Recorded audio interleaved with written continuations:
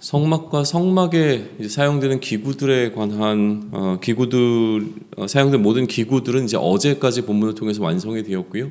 이제 오늘 본문인 39장에서는 제사장의 의복이 만들어지고 있는 것을 우리는 보게 좀 되어집니다. 39장은 크게 두 부분으로 좀 나눠볼 수 있을 것 같아요. 1절로부터 31절까지 그리고 32절로부터 43절까지로 나눠볼 수 있는데, 첫 번째 부분은 방금 이야기한 이 제사장의 의복이 만들어지는 과정이라고 한다면, 두 번째 부분은 성막을 위한 모든 역사를 마치고 이 성막을 이루는 그 소위 얘기하면 이제 부품들이 되는 거죠. 성막을 이루게 되어지는 이제 가공된 재료들, 원재료가 아니라 가공되어서 만들어진 그 성막의 재료들을 전부 모세 앞으로 가지고 나오는 장면이 기록되어져 있습니다. 39장에서 무엇보다 강조되는 것은 역시나 지금 계속 성막이 만들어지는 과정에서 강조되었던 것과 별반 다르지 않습니다. 그것은 무엇이냐면 여호와께서 모세에게 명령하신 대로 지금 만들어졌다라고 하는 것이죠. 제사장 의복에 관한 명령은 그런 의미에서 출애굽기 28장에 기록이 되어져 있습니다. 출애굽기 28장에 기록된 제사장 의복에 관한 명령이 오늘 본문에서 그 명령대로 지어지고 있는 것을 우리는 보게 되어지는 것이죠. 기본적으로 이 제사장 의복은 제사장직을 감당하기 위해서 하나님께서 제정해서 만들어주신 옷이었습니다.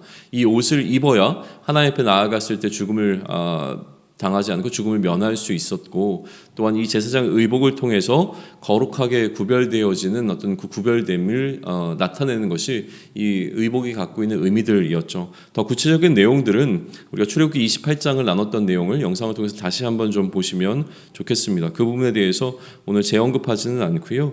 39장에서 우리가 조금 더 포커스를 맞춰보고 싶은 부분에 좀 주목해 보도록 하겠습니다. 제사장 의복은 좀 28장을 참조하시면 좋겠습니다. 39장 전체를 좀 살펴봤을 때 아까도 이야기했지만 가장 두드러진 부분 중에 하나는 여호와의 명령하신 대로 모세가 행했다라고 하는 부분이에요. 그러니까 아니죠. 여호와께서 모세에게 명령하신 대로 지금 이 의복과 또 모든 것들이 이루어졌다라고 하는 부분이 지금 39장에서는 강조되고 있습니다. 1절을 보게 되면 그들은 여호와께서 모세에게 명령하신 대로라고 되어 있고요. 7절을 보게 되면 5절을 보게 되면 끝부분에 여호와께서 모세에게 명령하신 대로라고 되어 있습니다. 7절도 여호와께서 모세에게 명령하신 대로라고 언급하고 있고요. 21절도 마찬가지입니다. 그리고 26절도 마찬가지고요. 29절과 31절, 32절에 보게 되어지면 동일하게 여호와께서 모세에게 명령하신 대로 다 행하였더라라고 하는 기록이 등장하고 있는 것을 우리는 좀 확인할 수 있습니다. 그리고 오늘 39장이 마무리되어지는 그 마지막 부분에 가서도 42절과 43절은 역시 여호와께서 모세에게 명령하신 대로 이스라엘 자손이 모든 역사를 마쳤다라고 하는 기록을 이제 반복해서 기록하면서 모세가 이스라엘 백성들에게 축복하고 있는 장면으로 마무리가 좀 되어집니다. 그러다 보니까 강조점은 분명합니다. 여호와께서 명령하신 대로 지금 모든 것들이 잘 되어졌다라고 하는 것이죠. 조금 더 주목해서 보고 싶은 것은 무엇이냐면 이처럼 여호와의 명령대로 만들어진 모든 재료들을 지금 그러니까 가공된 재료들을 이 장인들이 누구에게로 가지고 나오냐면 모세 앞으로 가지고 나왔다라는 거예요. 이거는 뭘 의미하냐면 이제 모세가 소위 검수를 하는 거죠. 이게 과연 하나님의 명령대로 잘 만들어졌는가라고 하는 것을 확인하는 과정을 위하여서 이 모든 것들을 전부 다 모세 앞으로 가지고 나오게 된 겁니다. 왜냐하면 이 하나님의 명령을 1차적으로 직접 받은 것은 모세였기 때문에 이것이 정말로 하나님의 명령대로 잘 되어졌는지 잘 되어지지 않았는지를 판단할 수 있는 그 중요한 기준점은 바로 이 모세가 가지고 있었다라고 하는 거예요. 그러다 보니까 이제 모세는 이 모든 것을 전부 검수하고 이것이 하나님의 명령대로 되었다라고 하는 것을 컨펌하게 되어지죠. 이 컨펌 이후에 모세는 축복하는 장면을 우리는 보게 되어지는 게 바로 43절의 기록입니다. 이제 이 성막을 이루는 부품들이 다 가공되어져서 원재료로부터 가공되어서 만들어졌고 이게 이제 내일 조립되게 되어집니다.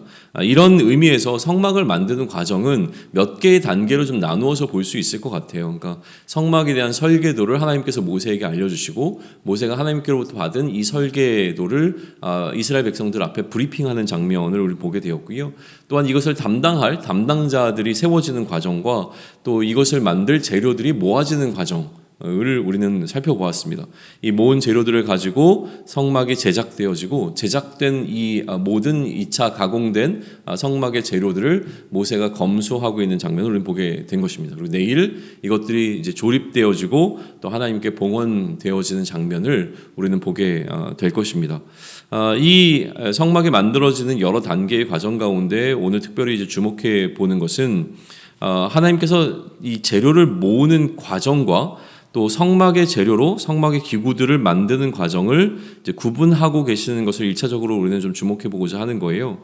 그러니까 과정이 구분되었다기보다는 실제로 이 일에 참여하는 인원에 있어서 하나님께서는 좀 차별을 두시는 것인데요. 재료를 하나님께 바치는 것은 누구든지 마음에 자원하는 마음을 갖고 있는 사람이라면 모두 다 참여할 수 있었습니다. 그러나 이 성막의 구체적인 이 재료를 가지고 가공해서 만드는 일에 있어서는 특별히 하나님께서 지혜를 허락하시고 재능을 허락하신 사람들을 통해서 하나님께서는 이 성막을 만드셨다라고 하는 것이죠. 그러나 이렇게 구분은 있었지만 실제로 이 성막에 참여한 자들이 누구인가라고 했을 때는 우리가 어제 보았듯이 이 은 같은 경우에는 이 계수가 되고 난 다음에 20세 이상의 모든 계수된 남자들이 다 반세겔씩을 내었단 말이죠. 그러니까 최소한 이 이스라엘의 모든 성인이라고 불리게 된 20세 이상의 남자들은 이 성막을 만드는 일에 그러니까 직접적으로 관여한 게 되어집니다. 그러니까 자신이 바친 것을 통해서 그 바친 물질이 성막이 되어지는 과정을 보게 됐고 참여하게 되었다라고 하는 것이죠. 그런 의미에서 왜 계수를 했는가라고 하는 것에 대한 의미를 조금 우리는 유추해보고 추측해볼 수 있지 않을까라고 하는 생각이 드는데요. 갑자기 하나님께서 왜 60만이나 되는 이 사람들을 계수했을까? 계수를 하게 되면 이들은 반세겔이라고 하는 것을 그들의 이제 속전을 위해서 내야 되는데 이렇게 내는 것을 통해서 하나님께서는 이들로 하여금 이 성막을 만드는 일에 동참하게 하신 것은 아닌가라고 하는 어떤 하나의 좀 가설을 좀 한번 세워 봅니다. 어쨌든 그것이 맞든지 틀리든지 간에 이러한 일을 통해서 이스라엘 공동체, 그러니까 성막을 짓는 일은 누군가라고 하는 특별한 사람들만을 위한 어떤 일이 아니라 이스라엘 공동체 전체를 위한 일이 되게 하신 것이죠. 이 성막을 짓는 것은 어떤 특정한 사람들만의 어떤 이슈가 아니라 이스라엘 전체의 공동체가 함께 참여하고 함께 해야 되는 일이 될 수 있도록 하나님께서는 그 길을 열었다라고 하는 것을 우리는 좀 확인하게 되어집니다. 그러니까 하나님의 의도는 참여에 있는 것이죠. 그가 실제로 거하실 처소가 필요했다거나 어떤 다른 이유가 있었던 것이 아니라 하나님께서 이스라엘과 함께 하신다라고 하는 것을 나타내시는 방법으로 그들 가운데 이 성막을 지으시는데 이 성막을 짓는 방식을 이스라엘의 모든 사람들이 함께 동참하고 참여할 수 있는 방식으로 하나님께서는 제정하셨다라고 하는 겁니다. 특별히 자원하는 마음으로 참여하게 하셨다는 것이죠. 그러니 이제 내일 성막이 전부 다 지어지고 그들의 진 가운데 성막이 놓이게 되고 또 그곳에 하나님의 영광이 가득 차게 될 때에 이 성막을 짓는 일에 참여했던 모든 사람들이 느끼는 감동은 남달랐을 거라고 하는 거예요. 왜냐하면 내가 직접 한 일에 대한 결과가 나올 때 우리는 더 큰 감동을 받게 되기 때문에 그렇습니다. 예전에 교회 건물 예배당을 지을 때 주로 이제 벽돌로 지었거든요. 그러니까 그 벽돌로 짓는 과정 가운데서 이런 이야기를 많이 하죠. 그러니까 벽돌 하나를 나르는 일.